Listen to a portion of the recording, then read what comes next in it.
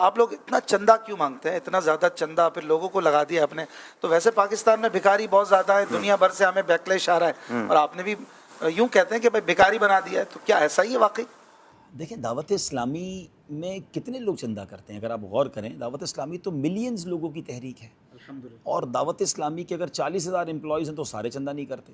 अगर ये बार बार कहते हैं ना कि जो बाहर डब्बे लगे हुए हैं या बॉक्सेस लगे हुए हैं, तो चूंकि मैं अचार का निगरान हूँ, मेरा ख्याल है पूरे पूरे पाकिस्तान के तमाम इस मजलिस के अराकीन 2000 के करीब होंगे जो काम कर रहे हैं।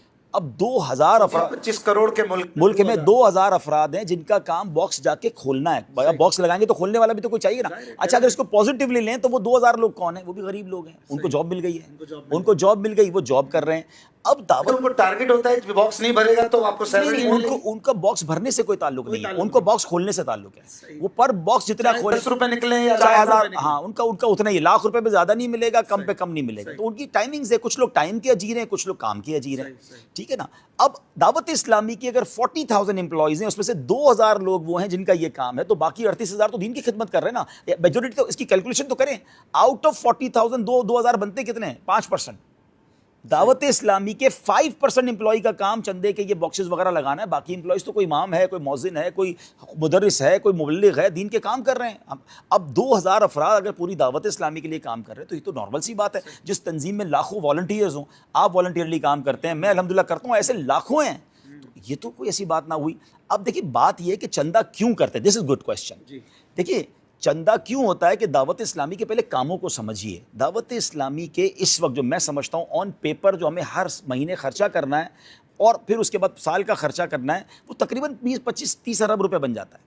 और उसके बाद कुछ खर्चा हुआ जो ऑन पेपर नहीं है। वो इसलिए नहीं है कि जो इलाकों में मस्जिदें बन रही हैं, आपके इलाके में जो भी मस्जिद बनती है 15-20 करोड़ से कम की बनती नहीं, जिस इलाके में आप इमामत कर रहे हैं 22 करोड़ की जगह, अभी आपने 22 करोड़ की जगह ली। तो ये पैसे अगर आप कैलकुलेट करें तो दावत इस्लामी शायद साल के 60-70 अरब रुपए खर्च करती है। तो 60-70 अरब रुपए, और ये पाकिस्तान, दुनिया के मिलाऊं तो शायद ये 70-80-100 अरब बन जाएंगे। पूरी दुनिया में मराकज़ बन रहे हैं, मुबल्लिगीन काम कर रहे हैं।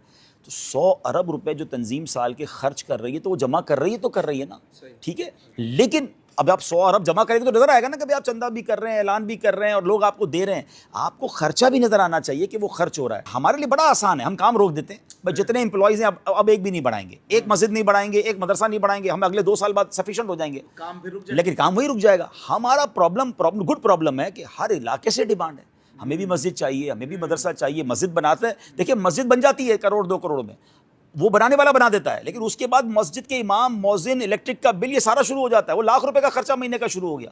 तो हमारा तो खर्चा बढ़ता ही जा रहा है, हमें इस पे गम नहीं है। तो कम बता रहे हैं। हाँ, अब 2-3 लाख मस्जिद पे लग जाता है। अब मदरसा बनाए तो